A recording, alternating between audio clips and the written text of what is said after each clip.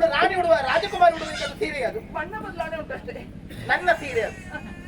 ದಡದಲ್ಲಿ ನಾನು ತಂದಿರಿಸಿರುವಂತ ನನ್ನ ಸೀರೆ ಅದು. ಹಾಗಾದ್ರೆ ನನಗಿಂತಲೂ ಮುಂಚಿತವಾಗಿ ನೀರಾಟವಾಡುತ್ತಾ ಆಡುತ್ತಾ ಮೈ ಮರೆತಿರುವಂತ ನಿಮ್ಮನ್ನು ಎಚ್ಚರಿಸಿದವಳೇ ನಾನು. ಹೌದು. ನನ್ನನ್ನು ಹಿಂದಿಕ್ಕಿ ನೀವು ವೇಗವಾಗಿ ದಡ ಸೇರಿಕೊಂಡು ಬಂದು ನನ್ನ ಸೀರೆಯನ್ನು ಉಂಟು ಚಂದ ನೋಡ್ತಾ ಇದ್ದೇನೆ. ಏನೇ ಮತಿವಿಹೀನೆ, ಮಂದಮತಿಯು ನೀನು. ನನ್ನ ಸೀರೆಯನ್ನು ಮುಟ್ಟುವುದಲ್ಲ, ಉಡಬಾರದು ಎನ್ನುವಂತ ಜ್ಞಾನವು ನಿನಗಿಲ್ಲದೆ ಹೋಯ್ತ. ಸರಿ, ಉಡಬಹುದಾ ಉಡಬಹುದಾ ಉಡಬಹುದಾ ಉಡಬಹುದಾ? ನೀವು ಹೊಡಿದ ಮತ್ತೆ ನಿನಗೆ ಅದು ಭಾಷೆ ಬರೋದಿಲ್ಲ. ಉಡಬಹುದಾ? ಸಾಮಾನ್ಯ ಸರಿ ಇನ್ನು ಬಿಟ್ಟಿದ್ದೆ ನಿಮಗೆ. ಸಾಮಾನ್ಯಳಾದ ಹೆಣ್ಣು ಮಕ್ಕಳಿಗೂ ಗೊತ್ತಾಗುತ್ತದೆ ಮತ್ತೊಬ್ಬರನ್ನು ಉಡಬಾರದು ಎನ್ನುವ ಹಾಗೆ.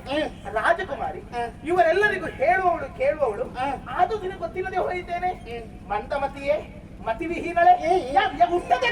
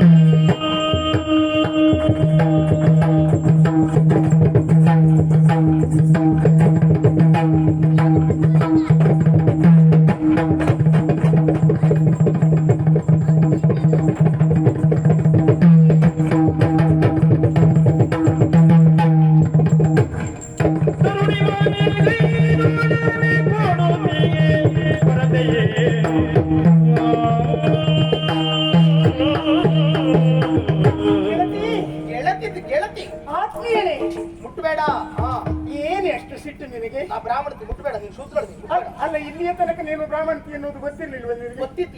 ಈಗ ನನಗೆ ಮತ್ತೆ ಎಚ್ಚರ ಆದದ್ದು. ಗೆಳತಿ, ನಾನು ಬ್ರಾಹ್ಮಣತಿ ಮೊದಲಿಂದ ನನಗೆ ಗೊತ್ತಿತ್ತು. ಮೊದಲಿಂದಲೂ ನಾನು ಮುಟ್ಟುತ್ತಾ ಬಂದವಳು. ಈಗ ನೀನು ರಾಕ್ಷಸಿ ಎನ್ನುವಂಥದ್ದು ಮತ್ತೆ ನೀನು ನೆನಪು ಮಾಡಿಕೊಟ್ಟದ್ದು. ಯಾಕೆ ಗೆಳತಿ? ನಿನ್ನ ಬಗ್ಗೆ ನನಗೆ ಕೆಟ್ಟ ಕೀಳರಿಮೆಗಳು ಯಾವುದು ಇರ್ತಿರ್ಲಿಲ್ಲ.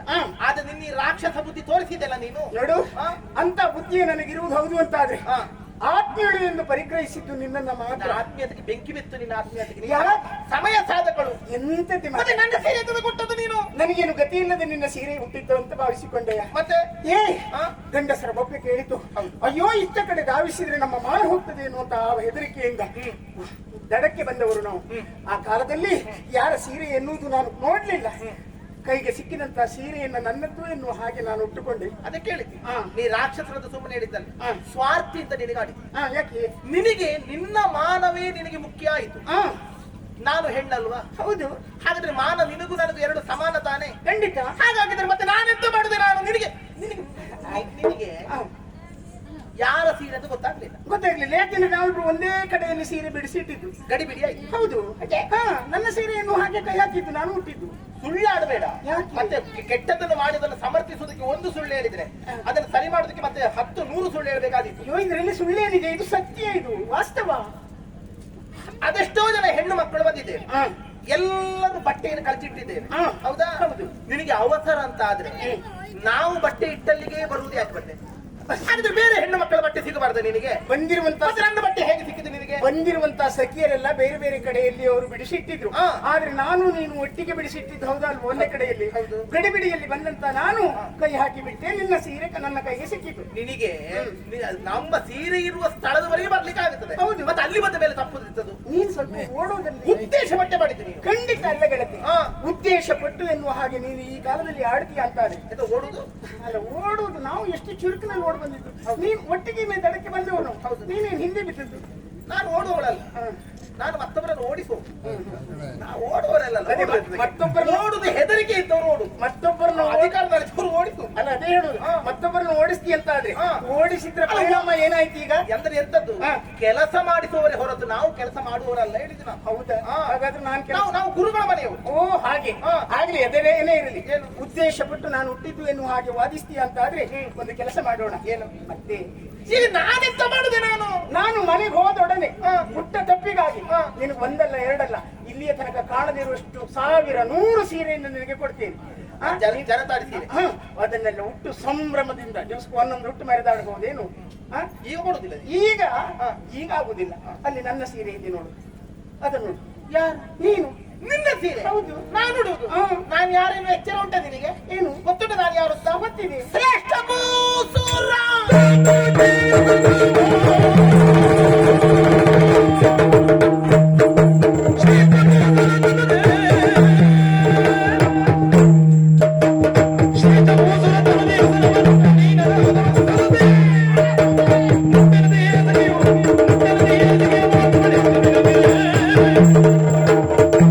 ಎಷ್ಟು ಚೆನ್ನಾಗಿ ಹೇಳಿಕೊಳ್ಳುತ್ತಾಳೆ.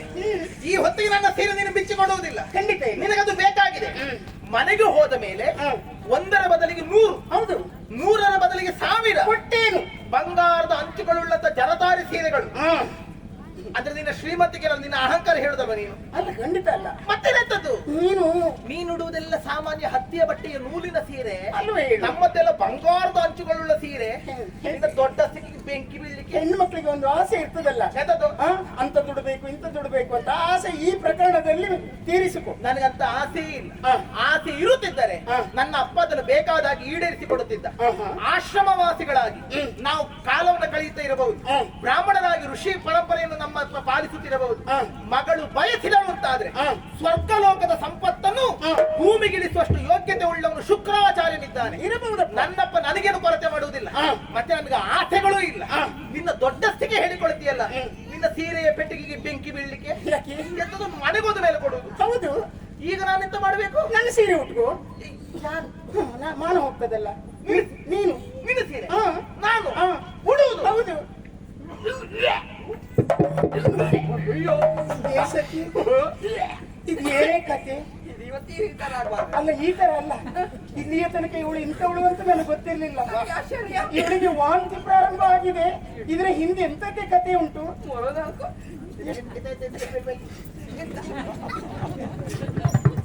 ವಾಂತಿ ಪ್ರಾರಂಭ ಆದ್ರೆ ಎಂತಾಯ್ತು? ಈ ಯೌವನಕ್ಕೆ ಬಂದ ಹೆಣ್ಣು ಮಕ್ಕಳಿಗೆ ಇದಕ್ಕೆ ವಾಂತಿ ಆರಂಭ ಆದ್ರೆ ಆದ್ರೆ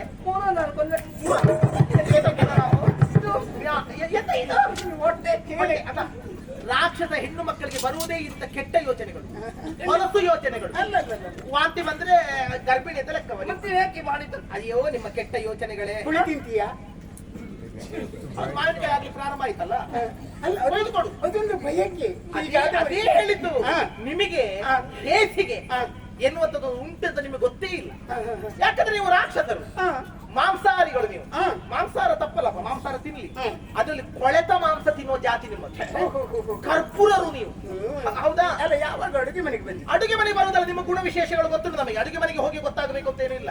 ಕರ್ಪೂರರು ಅಂತ ಹೇಳಿದ್ರೆ ಅದೇ ಜಾತಿಯಲ್ಲಿ ಸೇರಿರುವವರು. ನರಮಾಂಸ ಭಕ್ಷಕರಿದ್ದಾರೆ, ಸಾಮಾನ್ಯ ಮಾಂಸ ಭಕ್ಷಕ ರಾಕ್ಷಸರಿದ್ದಾರೆ.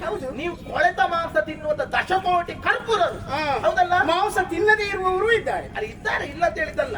ರಾಕ್ಷಸರಂದ್ರೆ ಹಾಗೆ ಅಂತ ಹೇಳಿದ್ದು. ಅಂತಹ ಕೆಟ್ಟ ನಿಮಗೆ ಹೇಸಿಗೆ ಅಂದ್ರೆ ಬೀಭತ್ಸ ಅಂತ ಒಂದು ರಸ ಉಂಟು, ಗೊತ್ತುಂಟಾ?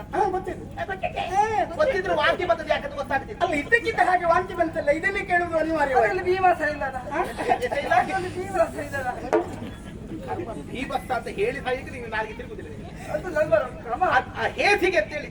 ಯಾಕೆ ನಿನ್ನ ಬಟ್ಟೆಯನ್ನು ನಾನು ಉಡುವುದು ಬಿಡು, ಮುಟ್ಟುವುದಕ್ಕೂ ಹೇಸಿಗೆ ಆಗುತ್ತದೆ. ಯಾಕೆ ಗೊತ್ತಾ? ಆರೋಗ್ಯ ಶಾಸ್ತ್ರ ಉಂಟು, ಮನುಸ್ಮೃತಿ ಏನಾಡುತ್ತದೆ? ಏನ್ ಹೇಳ್ತದೆ? ಒಬ್ಬರು ಉಣ್ಣುವ ತಟ್ಟೆ, ಒಬ್ಬರು ಧರಿಸಿದ ಬಟ್ಟೆ, ಒಬ್ಬರು ಧರಿಸಿದ ಪಾದರಕ್ಷೆ, ಇದನ್ನು ಮತ್ತೊಬ್ಬರು ಉಪಯೋಗಿಸಬಾರದು ಅಂತ ಉಂಟು. ಮನುಷ್ಯಶಾಸ್ತ್ರ, ಆರೋಗ್ಯ ಶಾಸ್ತ್ರದಲ್ಲಿ ಇರುವಂತದ್ದು. ಅಂತಿರುವಾಗ ನಾನು ನಿನ್ನ ಬಟ್ಟೆಯನ್ನು ಉಡುವುದಕ್ಕೆ ಸಾಧ್ಯ ಉಂಟೇನೆ? ಅದರಲ್ಲಿ ಬ್ರಾಹ್ಮಣರು ನಾವಿದ್ದೇವೆ. ಎಂತಹ ಬ್ರಾಹ್ಮಣ? ನಮ್ಮ ಅಪ್ಪಯ್ಯ ಆಚಾರ್ಯ ಶುಕ್ರನಿದ್ದಾನೆ. ಅಂತಹ ನನ್ನ ಅಪ್ಪಯ್ಯನ ಯೋಗ್ಯತೆ ಅಪರಿಮಿತವಾಗಿರುವಂತದ್ದು, ಲೋಕವೇ ತಲೆಬಾಗುವಂತ ವ್ಯಕ್ತಿತ್ವವನ್ನು ಹೊಂದಿಕೊಂಡವನು ನನ್ನಪ್ಪ ಶುಕ್ರಾಚಾರ್ಯರು. ಇರ್ಲಿ ಬಿಡು, ಅಂತಹ ಬ್ರಾಹ್ಮಣ ಇರ್ಲಿ ಬಿಡು ಅಂತ ಯೋಗ್ಯತೆ ಹೆಚ್ಚುಂಟು, ನಿಮಗೆ ಸಾಧ್ಯ ಉಂಟಾ? ಅಂತ ಶುಕ್ರಾಚಾರ್ಯನ ಮಗಳು ನಾನು, ಬ್ರಾಹ್ಮಣ ಕನ್ನಿಕೆ ನಾನು. ನಾನು ನಿನ್ನಂತವರ ಬಟ್ಟೆ ಹೇಳುವುದೇನೆ ಹ. ಏ ಏನು? ನೀನ್ ಯಾರೇ? ಹ. ಒಬ್ಬ ಕೆಟ್ಟ ರಾಕ್ಷಸನ ಮಗಳು. ಆಹಾ. ನಿನಗಿಂತ ದುರ್ಬುದ್ಧಿಗಳೇ ಬರುವುದು. ಯಾಕೆ ಗೊತ್ತಾ? ಯಾಕೆ? ಸಂಸ್ಕಾರವರ ಮಕ್ಕಳಿಗೆ ಹೇಳಿಕೊಡಬೇಕಾದ ಅಪ್ಪ ಅಮ್ಮ ಗೊತ್ತು ನನಗೆ. ಓ ಅದು ಅವರದ್ದು ಮುಟ್ಟಬೇಡ ಮಗ, ಹ. ಅದು ಹಾಗೆ ತಿರ್ಗಾಡ್ಬಾರ್ದು ಮಗ, ಅಲ್ಲಿ ಕೂತ್ಕೋ ಮಗ ಹ. ಅಂತ ಅಪ್ಪ ಅಮ್ಮ ಹೇಳ್ಬೇಕು. ಹ. ಹೌದಾ? ಹ. ಇದು ಹಾಗಲ್ಲ. ಹ. ಅವ್ರದ್ದು ಬೇಕು, ಮತ್ತೊಬ್ಬರದ್ದು ಬೇಕು, ಇನ್ನೊಬ್ಬರದ್ದು ಬೇಕು ಏ. ಅಂತ ಎಳೆದುಕೊಂಡು ತಿನ್ನುವುದು ನಿಮ್ಮ ಹತ್ರ ರಾಕ್ಷಸರ ಬುದ್ಧಿ. ಹ. ಅಂತ ಕೆಟ್ಟ ರಾಕ್ಷಸನ ಅಪ್ಪ ಹ. ಅಂತ ಮಗಳು ನೀನು. ಹ. ಮತ್ತೆ ನಿಮ್ಮ ಅಪ್ಪ ಮಗಳಿಗೆ ಮತ್ತೊಬ್ಬರದನ್ನು ಕಸಿದುಕೊಳ್ಳುವುದಲ್ಲದೆ ಇಲ್ಲೆಂತ ಬುದ್ಧಿ ಬಂದಿದ್ದ ನಿಮಗೆ?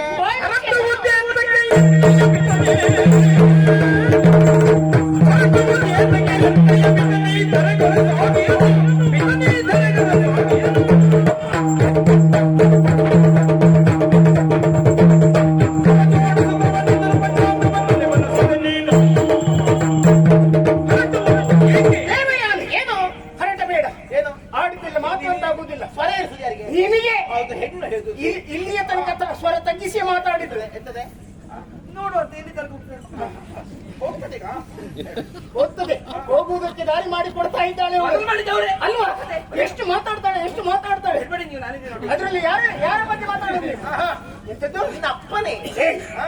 ಆಡಿದ್ದಿಲ್ಲ, ಮಾತು ಅಂತ ಆಗುದಿಲ್ಲ. ಹರಟುವುದು, ಬೊಗಳುವುದು ಅಂತ ಆಗ್ತದೆ. ಯಾಕಂದ್ರೆ ನಿಮಗೆ ಅದೇ ಸ್ವಭಾವ. ನಿಮಗೆ ಮತ್ತೊಬ್ಬರ ಮಾತುಗಳು ನಿಮಗೆ ಕೇಳುವ ಇದಿಲ್ಲ. ಅದೇ ಅಯ್ಯೋ, ಬುದ್ಧಿಯೇ ಇಲ್ಲ ನಿನಗೆ ಕೇವಲ ಕೇವಲ ಮತ್ತೊಬ್ಬರ ಮಾತುಗಳು ಹರಟುವುದು ಅಂತೇಳಿ ಆಗುದು. ಹೌದು. ಯಾಕಂದ್ರೆ ನೀವು ಆರ್ಭಟ ಓ ಅಂತ ಹಾಕುದು. ನಿನ್ನ ಮಾತಿನ ಧ್ವನಿ ಎನ್ನುವುದು ಹೊರಟುವುದಾಗಿಯೇ ಕೇಳಿಸ್ತದೆ ಈ ಕಾಲದಲ್ಲಿ. ನಿನಗೆ ಆರ್ಭಟ ಮಾತ್ರ ಹಿತಾಗುದು ಕಾಣ್ತದೆ ನಿನಗೆ.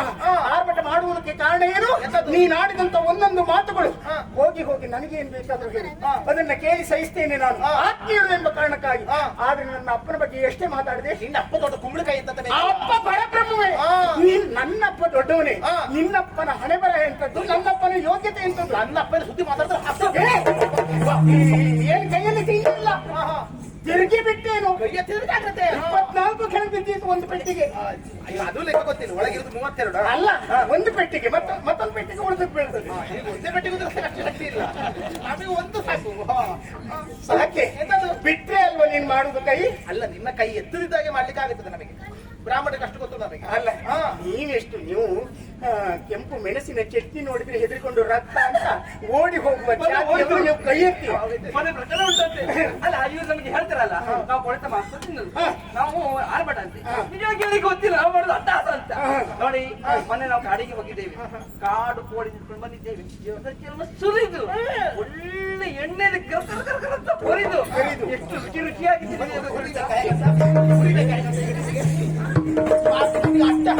ಆರ್ಭಟ ಎರಡು ಬಗೆ ಆಗುವುದು. ನೀನೇನು ಮೈ ಮೇಲೆ ಬೀಳುವುದಕ್ಕೆ ಮುಂದಾಗ್ತಿ. ನಿಮ್ಮ ಗುಣ ಜೀವನದಲ್ಲಿ ಒಂದು ದಪ್ಪ ಇದೆಯನ್ನು ಹಾಗೆ. ನಿಮಗೆ ಎಷ್ಟಕ್ಕೂ ಸಾಕು ನಾನು. ನಾವು ಏನು ಕಡಿಮೆ ಇಲ್ಲ, ಗೊತ್ತಾಯ್ತಾ? ಎಂತದು? ಹೌದೇನೆ? ನನ್ನಪ್ಪನ ಬಗ್ಗೆ ಎಷ್ಟೆಲ್ಲ ಮಾತಾಡ್ತೀಯಲ್ಲ. ನನ್ನಪ್ಪನ ಯೋಗ್ಯತೆ ಎಂತದ್ದು, ನಿನ್ನಪ್ಪನ ಹಣೆ ಬರ ಎಂತದ್ದು, ಹಣೆ ಬರ ಎಂತದ್ದು ಅಂತ ಕೇಳುವುದು. ನಿನ್ನಪ್ಪನ ಯೋಗ್ಯತೆ ಹೌದೇ? ಗುರು ಶುಕ್ರಾಚಾರ್ಯನದ ಹಣೆ ಬರ. ನನ್ನಪ್ಪನ ಮುಂದೆ ನಿನ್ನಪ್ಪನದ್ದು ಹಣೆ ಬರವೇ, ಮತ್ತೇನು ಅಲ್ಲ. ಯಾಕೆ ಕೇಳು? ಎಂತದ್ದು? ನನ್ನಪ್ಪ ಯಾವಾಗಲೂ ಎತ್ತರವಾದಂತಹ ಸ್ಥಳದಲ್ಲಿ ಕುಳಿತುಕೊಳ್ತಾನೆ. ಎಲ್ಲಿ ಎತ್ತರ? ಬಂಡೆಗಳ ಮೇಲ? ಸಿಂಹಾಸನದ ಮೇಲೆ, ರಾಜಪೀಠದ ಮೇಲೆ, ಬಂಗಾರದ ಸಿಂಹಾಸನ. ಅದರ ಮೇಲೆ ಕುಳಿತುಕೊಂಡಂತಹ ಕಾಲದಲ್ಲಿ ನಿನ್ನಪ್ಪ ಆ ಹಣೆ ಬರಗೆಟ್ಟವ ಒಕ್ಕಣ್ಣ ಶುಕ್ರಾಚಾರ್ಯ ಬದನೆಕಾಯಿ ತೊಟ್ಟಿನ ಚುಟ್ಟು ಹಾರಿಸ್ತ ಬರುವುದು ಹೇಗೆ ಗೊತ್ತಾ? ದೊಡ್ಡ ಗುಡಾಣದಂತ ಹೊಟ್ಟೆ, ಒಳ್ಳೆ ಒಂದು ಗಾಲಿ ಮುರಿದಂತ ರಥ ತೆಗೆದುಕೊಂಡು ಬರ್ತದೆ ನೋಡು. ಹಾಗೆ ಬರುವುದು ಇವಳು. ನೀ ನಡೆಯುವುದೇ ಹಾಗೆ ಬಿಡು ಅಷ್ಟೇ. ಮತ್ತೆ ಮತ್ತೊಬ್ರು ಮಾಡಿದ್ದು ನೋಡ್ಲಿಲ್ಲ ಇಲ್ಲಿಯ ತನಕ ಇಷ್ಟು ದೊಡ್ಡ ಹೊಟ್ಟೆ ಹೇಳ್ಕೊಂಡೇ ಬರುವುದು. ಅದೇ ಹೇಳಿದ್ನಲ್ಲ, ಹಾಗೆ ಬರುವುದು. ಎತ್ತರದಲ್ಲಿ ಕುಳಿತುಕೊಂಡಂತ ನನ್ನ ಅಪ್ಪನ ಎದುರಿಗೆ ಚೌಕದ ಮಣೆ ಹಾಕೊಂಡು ಕೂತ್ಕೊಳ್ಳುವುದು ನಿನ್ನಪ್ಪ. ಒಂದು ಒಳ್ಳೆ ಪಂಚಾಂಗ ದೇವರಾನೇ ಇಲ್ಲ, ಒಂದು ಹೊರಕು ಮುರುಕು ಪಂಚಾಂಗ. ಅದನ್ನ ಬಿಡಿಸುವುದು, ಸಾಯ್ಲಿಕ್ಕೆ ಸತ್ಯ ಒಂದು ಹೇಳಿ ಸಾಯುವುದಿಲ್ಲ, ಎಲ್ಲ ಸುಳ್ಳಂಬಳ್ಳಿಯೇ ಹೇಳುವುದು. ಹಾಗೆ ಸುಳ್ಳಂಬಳ್ಳಿ ಹೇಳಿ ನನ್ನ ಅಪ್ಪನ ಆ ಕೃಪೆಗೆ ಪಾತ್ರನಾಗಿ ತೆಗೆದುಕೊಂಡು ಹೋಗುವುದು ಎಂತದ್ದು? ದಕ್ಷಿಣೆ. ಒಂದೆರಡು ಸಿದ್ದಕ್ಕಿ,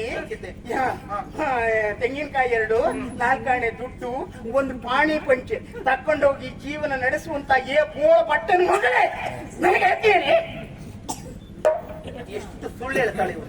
ಯಾಕೆ? ಒಂದಾದ್ರೂ ಸತ್ಯ ಹೇಳ್ತಾ ಈಗ? ಎಂತದ್ದು? ನಿನ್ನ ಅಪ್ಪಯ್ಯ ಕೊಡುವಂತ ಒಂದು ತೆಂಗಿನಕಾಯಿ, ಒಂದು ಸಿಪ್ಪೆ ಅಕ್ಕಿ, 2 ತೆಂಗಿನಕಾಯಿ, 4 ಆಣೆ ದುಡ್ಡು, ಇದ್ರಲ್ಲಿ ನಾವು ಬದುಕುವವರ? ಹೌದೌದು. ಇದು ಸುಳ್ಳು ಈಗಲೇ ಗೊತ್ತಾಗುತ್ತೆ. ಅಲ್ಲಿ ಯಾಕೆ ಸುಳ್ಳು? ಕೊಟ್ಟೆ ಸುಳ್ಳ? ಯಾರಾದ್ರೂ ನನ್ನನ್ನು ನೋಡಿದವರು ಹೇಳುದು ಇದು ಒಂದು ಸಿಪ್ಪೆ ಅಕ್ಕಿ ತಿಂದು ಬೆಳೆದ ದೇಹ.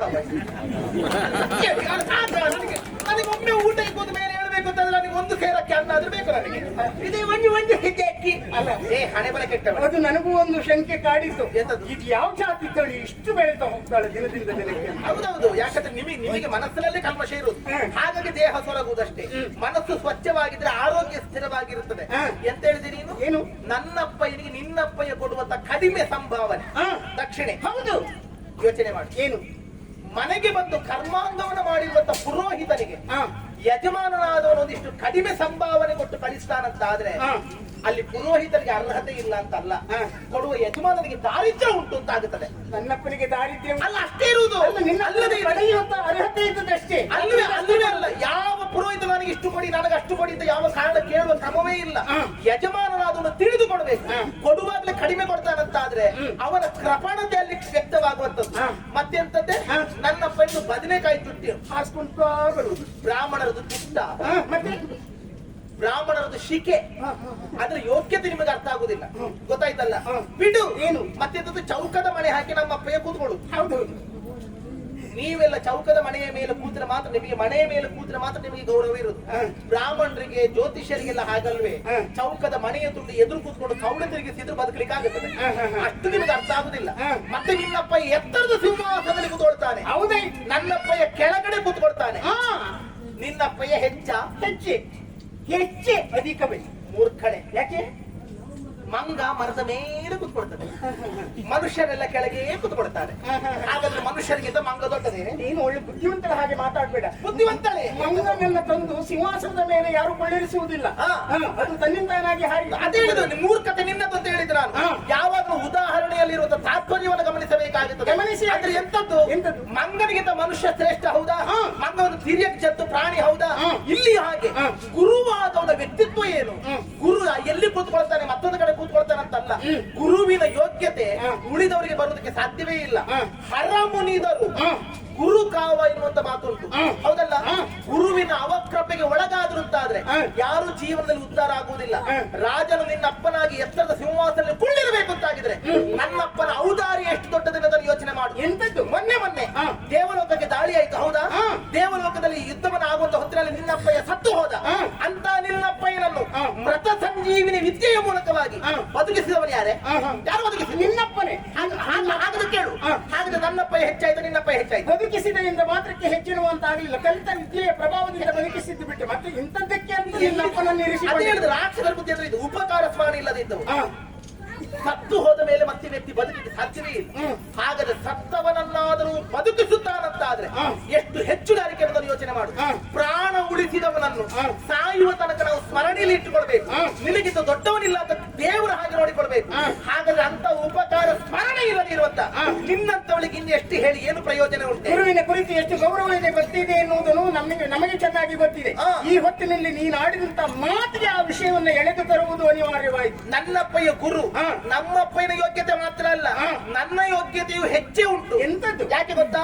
ಚಾತುರ್ವರ್ಣ ತುಳು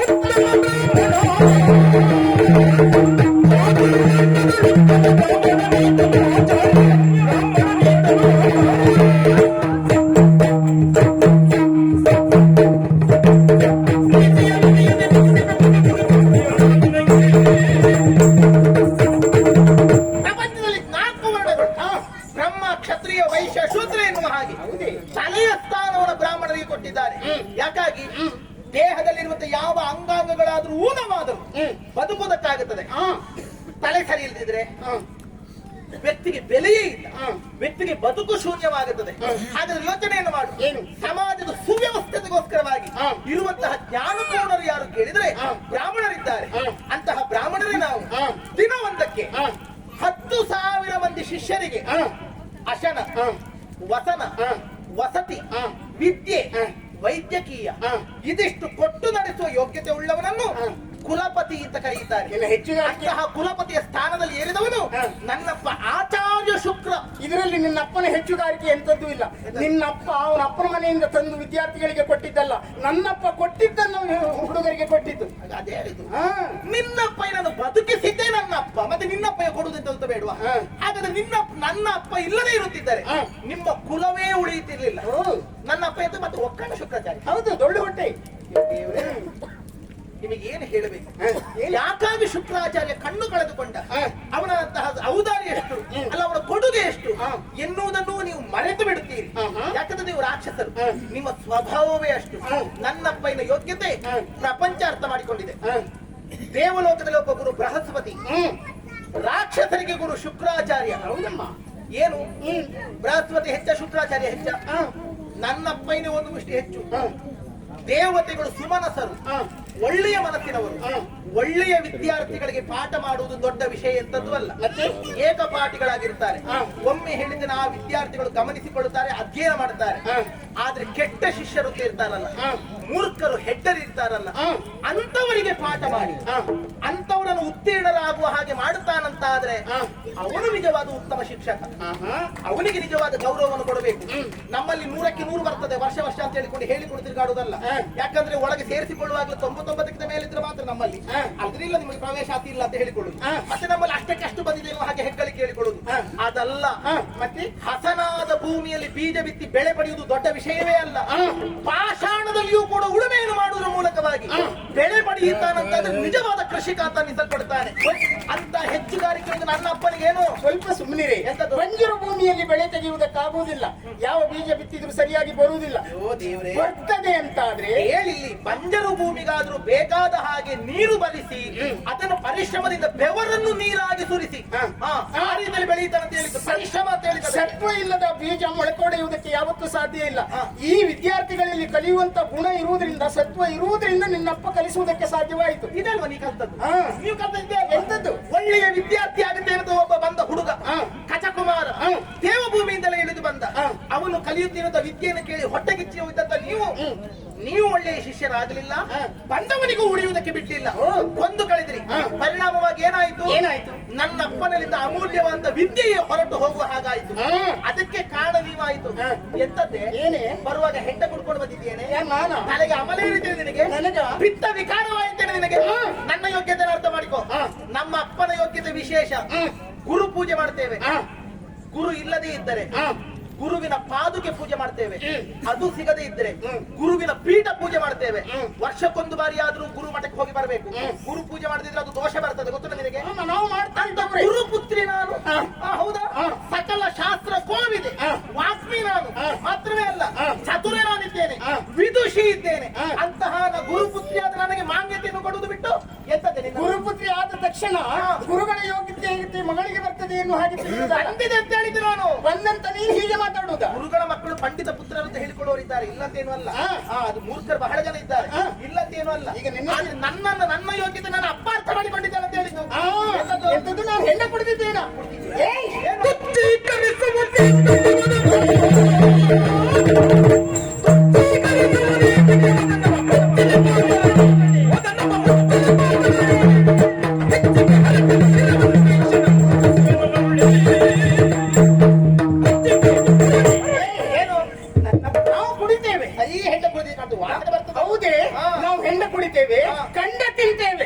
ಇದು ಹೆಂಡ ಖಂಡ ತಿನ್ನುವುದು ಕುಡಿಯುವಂತ ಗುಣ ಅದು ರಾಕ್ಷಸರಿಗೆ. ಗುಣ ಅದು. ಕುಡೀರಿ. ನೀವು ಮತ್ತೊಬ್ಬರಿಗೆ ಯಾಕೆ ಹಿಂಸೆ ಮಾಡ್ತೀರಿ? ಅಲ್ಲ, ಕುಡಿಬಾರ್ದು ಅಂತ ಏನು ಹೇಳಿಲ್ಲ. ಈಗ ನಮ್ಮಲ್ಲಿ ಆ ರೀತಿಯಾಗಿ ಕೇಳ್ತೀಯಲ್ಲ, ಯಾಕಂದ್ರೆ ನಾವು ಕುಡಿದಿದ್ದು ಹೌದು ಅನ್ನೋ ಹಾಗೆ ಯಾವತ್ತೂ ಎಲ್ಲಿ ಬೇಕಾದ್ರೂ ಒಪ್ಪಿಕೊಳ್ತೇನೆ. ಆದ್ರೆ ನಿನ್ನಪ್ಪ ಕುಡಿದಿಲ್ವೇನೆ? ನಿನ್ನಪ್ಪ ಕುಡಿದಿಲ್ವೇನೆ ಹೆಂಡ? ಮೂಗಿಗೆ ಬರುವ ತನಕ ಕುಡ್ಕೊಂಡು ನಿನ್ನಪ್ಪ ನಾಲಿಗೆ ನೀರು ಬರೋದು ಕುಡಿತದ್ದು ಹೇಳ್ತಾರೆ. ಕುಡಿದ ವಿಚಾರ ಯಾವ ಕಾರಣಕ್ಕೆ ಹೇಳ್ಬಾರ್ದು. ಹೇಳ್ಬೇಡ, ಸುಮ್ಮನೆ ಇರ್ಬೇಕು. ಕುಡಿದಿರ್ಬೇಕಾ? ಅಲ್ಲ, ಇವಳಪ್ಪ ಮಾಡುದಲ್ವಾ? ಕುಡಿದು ಸ್ವಲ್ಪ ಗೊತ್ತೇ ಆಗುದಿಲ್ಲ. ಯಾರು ಗೊತ್ತಾಗುದಿಲ್ಲ ಕುಡಿದ್ರೆ? ಕೆಲವರು ಕುಡಿದ್ರೆ ಗೊತ್ತೇ ಆಗುದಿಲ್ಲ. ನನ್ನ ಅಪ್ಪಯ್ಯ ನಮಗ್ ಗೊತ್ತಾಗಿದೆ. ಕುಡಿದಿತ್ತು. ಎಷ್ಟು ಕುಡಿದಿತ್ತು? ಎಷ್ಟು? ಮೂಗಿಗೆ ಬರುವವರೆಗೆ. ಹೌದಾ? ಹಾಗೆಲ್ಲ ಕುಡಿಲಿಕ್ಕೆ ಆಗ್ತದ? ಅಪ್ಪನಲ್ಲಿ ಹೋಗಿ ಕೇಳು, ನಿನ್ನ ಅಪ್ಪ ಉತ್ತರ ಕೊಟ್ಟಾರು. ನಾನೇ ಹುಳಿ ಮಜ್ಜಿಗೆ ಕೊಟ್ಟದ್ದು, ನನಗೆ ಗೊತ್ತಿಲ್ಲದಿದ್ದೇನು ಅಲ್ಲ. ನೆನಪುಂಟು. ಆದ್ರೆ ಯಾರು ಹೇಳಿದೆ ನನ್ನ ಅಪ್ಪಯ್ಯ ಕುಡ್ದ ಅಂತ ಹೇಳಿ? ಮತ್ತೆ ಇಲ್ಲವೇ ಇಲ್ಲ. ಮತ್ತೆ ನನ್ನಪ್ಪಯ್ಯ ಕುಡಿಲಿಲ್ಲ, ನಿನ್ನಪ್ಪಯ್ಯ ಕುಡಿಸಿದ್ದು. ಉಂಟು. ನಿನಗೆ ಶರಣು ಬರಬೇಕು. ಶರಣು ಬರುದಲ್ಲ. ಯಾವ ಜಾತಿಯಲ್ಲಿ ಮಾತು ತಿರುಗಿಸ್ತಿ ಅಂತ ಹೇಳಲಿಕ್ಕೆ ಆಗುದಿಲ್ಲ. ಯಾಕೆ ಕೇಳು? ತಿರುಗಿಸಿದಲ್ಲ, ಇದು ಸತ್ಯ. ಅಲ್ಲ, ನನ್ನಪ್ಪ ಕುಡಿ ಅಂತ ಹೇಳಿರಬಹುದು. ಆದ್ರೆ ನಿನ್ನಪ್ಪಯ್ಯ ಕೊಟ್ಟದ್ದು ಕೊಟ್ಟದ್ದು ಕುಡಿಸಿದ್ದೆ. ಒಂದು ದೊಡ್ಡ ಮಣ್ಣಿನ ಮಡಿಕೆಯಲ್ಲಿ ಆ ಹೆಂಡ ತುಂಬಿಸಿಕೊಂಡು ತಲೆ ಇಟ್ಟುಕೊಂಡು ಪಾದ ಕಾಣಿಕೆ ನನ್ನಪ್ಪನ ನಡಿಗೆ ಆಗಲ್ಲ ಏನು? ಹೇಗೆ ಅಭಿನಯ ಒಳ್ಳೆ ಉಂಟು. ಇವಳಪ್ಪನ ನೋಡ್ಲಿಲ್ಲ ನೀನು? ಏಯ್ ತಲೆ ಮೇಲೆ ಹೊತ್ಕೊಂಡು ತಂದಿಟ್ಟ ಕುಡೀರಿ ಅಂತ ಹೇಳಿ. ಹೌದು, ನನ್ನಪ್ಪ ಕುಡಿಸ್ತಾನೆ, ಕುಡಿಸುವುದಕ್ಕೆ ಮುಂದಾದ. ಆದ್ರೆ ಕುಡಿಯುವಂತ ನಿನ್ನಪ್ಪನಿಗೆ ಬುದ್ಧಿ ಬೇಕು ಬೇಡ? ನಿನ್ನ ಅಪ್ಪನ ಮಸ್ತಕ ಎಲ್ಲಿತ್ತು? ಯಾರಿಗಾದ್ರೂ ಮಾರಾಟ ಮಾಡಿದ್ದಾನೆ? ಇತ್ತು ತಲೆ ಮೇಲೆ, ತಲೆಯೊಳಗೆ, ಕುತ್ತಿಗೆ ಮೇಲೆ. ಯಾರು ನನ್ನಪ್ಪಯ್ಯ? ಯಾಕೆ ಕುಡಿದಿದ್ದು? ಒಂದು ಶಿಷ್ಯ ಪ್ರೇಮ, ಓ, ಆಯ್ತಾ? ಓ. ಇನ್ನೊಂದು ನನ್ನಪ್ಪಯ್ಯ ಕುಡಿದದ್ದಲ್ಲ ನಿನ್ನಪ್ಪಯ್ಯ ಕುಡಿಸಿತ್ತು ಅಂತ ಹೇಳಿದ್ಯಲ್ಲ, ಹೇಳಿದ್ನಲ್ಲ, ಬಹಳ ವ್ಯತ್ಯಾಸ. ಏನು? ನಾವಾಗಿ ಹೋಗಿ ಕುಡಿಯುವುದಕ್ಕೂ ಇನ್ನೊಬ್ಬರು ನಮ್ಮನ್ನು ಕುಡಿಸುವುದಕ್ಕೂ ಬಹಳ ವ್ಯತ್ಯಾಸ. ಹೌದಪ್ಪ. ಏನು? ನಾವಾಗಿ ಹೋಗಿ ಬಾವಿಗೆ ಹಾರಿದ್ರೆ ಅದು ಆತ್ಮಹತ್ಯೆ, ಮಹಾಪಾಪ. ಹೌದೌದು. ಅದರ ಆ ಶಿಕ್ಷೆಯನ್ನೆಲ್ಲ ಅನುಭವಿಸಬೇಕಾದದ್ದು ನಾವೇ ಹೊರತು ಅನ್ಯರಲ್ಲ. ಇನ್ನೊಬ್ಬರು ನಮ್ಮನ್ನು ಬಾವಿಗೆ ದೂಡಿದ್ರೆ ಅದು ಕೊಲೆ. ಸತ್ತವನಿಗೆ ದೋಷ ಇಲ್ಲ, ಯಾರು ದೂಡಿದ್ದಾನೆ ಅವನ ಅಪರಾಧಿಯಾಗಿ ಶಿಕ್ಷೆ ಅನುಭವಿಸ್ತಾನೆ. ಇಲ್ಲಿಯೂ ಹಾಗೆ. ಏನು? ತಾನಾಗಿ ಕುಡಿದ್ರೆ ಅವನೇ ದೋಷಕಾರಿಯಾಗುತ್ತಾನೆ, ಮತ್ತೊಬ್ಬ ಕುಡಿಸಿದ್ರೆ ಕುಡಿಸಿದವ ದೋಷಕಾರನಾಗುತ್ತಾನೆ ಹೊರತು ಕುಡಿದವನಿಗೆ ದೋಷಗಳಿಲ್ಲ. ಗೊತ್ತಾಯ್ತಲ್ಲ? ನನ್ನ ಅಪ್ಪಯ್ಯನನ್ನು ಮರುಳುಗೊಳಿಸಿ ನಿನ್ನ ಅಪ್ಪಯ್ಯನೇ ಹೆಂಡ ತಂದು ಕೊಟ್ಟು ಇದು ಗುರು ಕಾಣಿಕೆ ಅಂತ ಹೇಳಿ ಕೊಡುಕುಟ್ಟ. ನನ್ನಪ್ಪಯ್ಯ ಕುಡಿದ, ವಿದ್ಯೆಯನ್ನು ಕಳೆದುಕೊಂಡ. ಆದ್ರೆ ನನ್ನಪ್ಪ ಎಂತ ಹೇಳಿದ್ದಾನೆ? ಎಂತ ಹೇಳಿದ್ದು? ಇನ್ನು ಮುಂದೆ ಯಾವನಾದ್ರೂ ಬ್ರಾಹ್ಮಣನು ಹೆಂಡ ಕುಡಿದ ಅಂತ ಆದ್ರೆ ಬ್ರಹ್ಮ ಹತ್ಯಾದಿ ದೋಷಗಳು ಬರಲಿ, ಕುಂಬಿ ಪಾಕ ನರಕಕ್ಕೆ ಹೋಗಲಿ ಶಾಪ ಕೊಟ್ಟಿದ್ದಾನೆ. ಗೊತ್ತುಂಟ? ನೀನು ಅಪ್ಪನಿಗೆ ತಕ್ಕ ಮಾತಾಡ್ತೀಯ. ಎದದು? ಅಪ್ಪನಿಗೆ ತಕ್ಕ ಮಗಳು ನೀನು. ನಾನ್ ಕುಡಿಯುವುದಿಲ್ಲ ಅಂತ ಅಪ್ಪ ಹೇಳಿಲ್ಲ. ಉಳಿದ ಬ್ರಾಹ್ಮಣರೇ ಆದ್ರೂ ಕುಡಿದ್ರೆ ನರಕಕ್ಕೆ ಹೋಗ್ಲಿ ಅಂತ ಹೇಳಿದ್ದಾನೆ. ಮತ್ತೆ ಬ್ರಾಹ್ಮಣರು ಹಾಳಾದ ಇವರಿಗೆ ತೊಂದ್ರೆ ಇಲ್ವಲ್ಲ? ಎಂತ ಜಾತಿಯ ನಿನ್ನಪ್ಪ. ಮತ್ತೆ ನನ್ನ ಬಗ್ಗೆ ಹೇಳ್ತೀನಿ. ಅಯ್ಯೋ, ಅದೇ ಹೇಳುವುದು. ಈಗ ನನ್ನಪ್ಪ ಯಾಕೆ ಹಾಗೆ ಹೇಳಿಲ್ಲ? ಯಾಕೆ? ಹೇಗೂ ನೀವು ಜಾತಿ ಗೆಡಿಸಿ ಆಯ್ತು, ಹೌದಾ?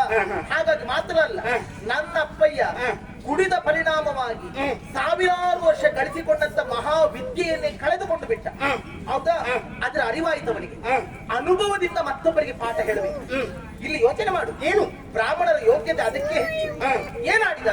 ಉಳಿದ ಬ್ರಾಹ್ಮಣರು ಕುಡಿಬೇಡಿ ಅಂತ ಹೇಳಿದ. ತಾನು ಹಾಳಾದರೂ ತೊಂದರೆ ಇಲ್ಲ, ತನ್ನ ಸಮಾಜ ಒಳ್ಳೆಯದಾಗಿರ್ಬೇಕು ಎನ್ನುವಂತ ಚಿಂತನೆಯನ್ನು ಯಾರು ಮಾಡ್ತಾನೆ ಅವನೇ ಹೆಚ್ಚುಗಾರನಾಗುತ್ತಾನೆ. ನಾನು ಇಂತಹ ಒಬ್ಬ ಗುರುವಾಗಿದ್ದುಕೊಂಡು ಹೆಂಡ ಕುಡಿದ ಪರಿಣಾಮ ನನ್ನ ವಿದ್ಯೆಯೇ ನಷ್ಟವಾಗಿದೆ, ಉಳಿದವರು ಕುಡಿಯಬೇಡಿ, ನಿಮ್ಮ ಸರ್ವಸ್ವವು ನಾಶವಾಗುತ್ತದೆ ಎನ್ನುವ ಕಾರಣಕ್ಕೆ ಸಮಾಜಕ್ಕೆ ಪಾಠ ಹೇಳಿದ್ದು. ಗೊತ್ತುಂಟ? ಏನೇ ಇರಲಿ, ಪಾಠ ಬೋಧಿಸುವುದು ಮುಖ್ಯ ಅಲ್ಲ. ನಿನ್ನಪ್ಪ ಮಾಡಿದ ಹೌದಲ್ವಾ? ಆ ರೀತಿಯಾಗಿ ಮಾಡಿದಂತ ಅವನಿಗೆ ಮತ್ತೊಬ್ಬರಿಗೆ ನೀತಿ ಹೇಳುವಂತ ಬೋಧನೆ ಮಾಡುವಂತ ನೈತಿಕತೆ ಇದ್ದದ್ರಲ್ಲಿ ಹೇಳಿದ್ದು. ನನ್ನಪ್ಪ ಶಾಪ ಫಲಿಸ್ತದೆ, ಹೌದಾ? ಅಲ್ಲದ್ರೆ ಯಾಕೆ ಶಾಪ ಫಲಿಸ್ತದೆ ಅದು? ಏನು? ಈ ಕಾಲದಲ್ಲಿ ಬಾಯಿಗೆ ಬಂದ ಹಾಗೆ ಮಾತಾಡ್ತಾ ಇದೆಯಾ? ಏನು? ಏನೇ ಏನೇ ಏನು? ನಾವು ಹೆಂಡ ಕುಡಿಯುವುದು ಹೌದು, ಹೆಂಡ ತಿನ್ನುವುದು ಹೌದು. ತೊಗರಿ ಬ್ಯಾಳೆ ಸಾರ್ ಬೋರ್ ಅಂತ ಕುಡಿಯುವ ನಿನಗೆ ಇಷ್ಟು ಸೊಪ್ಪುಂಟು, ಇಷ್ಟು ಮಾತಾಡ್ತೀಯ? ಹೆಂಡ ಕಂಡ ತಿನ್ನುವ ನಮ್ಗೆ ಎಷ್ಟಿರ್ಬೇಡ, ಮತ್ತೆ ಎಷ್ಟಿರ್ಬೇಡ ಹೇಳು? ಯಾವಾಗಲೂ ಅಷ್ಟೇ. ಕುಂಬಳಕಾಯಿ ತಿನ್ನುವವರ ನಾಲಿಗೆ ಚಂದ ತಿರುಗಾಡು. ಗೊತ್ತಾಯ್ತಲ್ಲ? ಹೆಚ್ಚು ಮಾಂಸ ತಿನ್ನಬಾರದು, ನಾಲಿಗೆ ಬಡ್ಡಾಗುತ್ತದೆ. ಗೊತ್ತಾಯ್ತಲ್ಲ? ಅದಕ್ಕೆ ಸಾತ್ವಿಕ ಆಹಾರಗಳು ಬೇರೆ, ತಾಮಸ ಆಹಾರ ಬೇರೆ, ರಾಜಸ ಆಹಾರ ಬೇರೆ ಅಂತ ಉಂಟು. ರುಚಿಯಾಗುತ್ತದೆ, ದಿವಸ ತಿಂತ ಇರುವುದಲ್ಲ. ಎಂತದಕ್ಕೆ ಮತ್ತೆ ಮತ್ತೆ ಮಾಂಸ ಸುದ್ದಿ ಹೇಳುತ್ತೆ ಸುಮ್ಮನೆ?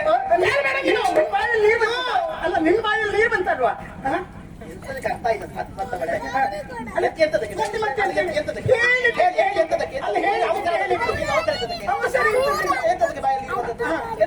ಮಾಂಸದ ಸುದ್ದಿ ಕೇಳಿದಾಗ ಹೇಗಿರಬಹುದು? ಸವಿದ ಅನುಭವ ನಿನಗಿರ್ಬೇಕು, ನನಗಲ್ಲ. ಅಲ್ಲ, ನನಗುಂಟು. ಮತ್ತೆ ನನಗೆ ಎಂತದಕ್ಕೆ ಬಾಯಲ್ಲಿ ನೀರು ಬರುದು? ಎಂತದಕ್ಕೆ? ಅಲ್ಲ, ಅದೇ ಕೇಳುದು. ಮತ್ತೆ ಬಾಯಲ್ಲಿ ನೀರು ಅಂತ ಕೇಳ್ತಿಲ್ಲ, ಎಂತದಕ್ಕೆ ನನಗೆ? ಅದೇ ಮತ್ತೆ ಮತ್ತೆ ಸವಿದ ರುಚಿ ಇದ್ರೆ ಬರ್ತದೆ, ಹೌದಾ? ನಮಗೆ ಅಪೇಕ್ಷೆ ಆಗುತ್ತದೆ. ಹುಳಿಯೇ ಅಂತ ಮಾವಿನಕಾಯಿ ಅಥವಾ ಹುಣಸೆ ಹುಳಿಯ ನೆನಪು ಮಾಡಿದಾಗ ಬಾಯಲ್ಲಿ ನೀರು ಬರುದು ಯಾಕೆ? ತಿಂದ ಅನುಭವ ಇದ್ದದ್ರಿಂದ. ತಿನ್ನದೇ ಇರೋರಿಗೆ ಏನು ಗೊತ್ತಾಗುತ್ತದೆ, ಹೌದಲ್ಲ? ಹಾಗಾದ್ರೆ ಮತ್ತೆ ಮತ್ತೆ ಬಾಯಲ್ಲಿ ಎಂತದಕ್ಕೆ? ತಲೆ ಸರಿ ಇಟ್ಕೊಂಡು ಮಾತ್ರ ಅಲ್ಲ, ನಿನಗೆ ಆಸೆ ಆಯಿತು ಎನ್ನುವಂತ ಅನುಭವ ಬೇಡುವ? ಅನುಭವ ಇದ್ರೆ ಮಾತ್ರ ಅಲ್ವಾ? ಅನುಭವ ಮಾಡಿದ ಮೇಲೆ ಅನುಭವಕ್ಕೆ ಬರುವುದು. ಅದೇ ಹೇಳಿದ್ದು, ಆಗಬೇಕು ಅಂತಾದ್ರೆ ಸ್ವೀಕರಿಸಬೇಕಾ ಬೇಡುವ? ತಿಂದಿದ್ದೇನೆ, ನಿನ್ನೊಟ್ಟಿಗೆ ತಿಂದಿದ್ದೇನಾ? ಅಲ್ಲ, ತಿಂದಿದ್ದೇನೆ, ನನ್ನ ಒಟ್ಟಿಗೆ ತಿನ್ಲಿಲ್ಲ. ಮತ್ತೆ ನೀ ಕೇಳ್ತಿದ್ರೆ ನಿನಗೆ ಎಲ್ಲ ವ್ಯವಸ್ಥೆ ಮಾಡ್ತಿದ್ದೆ. ಬೇಡವೇ ಬೇಡ. ನಿಮ್ಮ ಅಡುಗೆ ಮನೆಯವರೆಗೆ ನಾ ಬಂದಿದ್ದೇನೆ. ನಮ್ಮ ಅಡುಗೆ ಶಾಲೆಗೂ ನಿಮಗೆ ಪ್ರವೇಶ ಇತ್ತು, ಆತ್ಮೀಯತೆ ಇದ್ದಾಗ. ಈಗ ಇಲ್ಲ, ಈಗ ಇಲ್ಲ, ಬೇಕಾಗಿಲ್ಲ. ನೀ ನಮ್ಮ ಶತ್ರು. ನನ್ನ ಸೀರೆ ಕೊಡ್ತೀಯ ಇಲ್ವ? ನಿನ್ನ ಸೀರೆ ಕೊಡುವುದಿಲ್ಲ. ಬೇಕು ಅಂತಾದ್ರೆ ಮನೆಗೆ ಬಂದ ಮೇಲೆ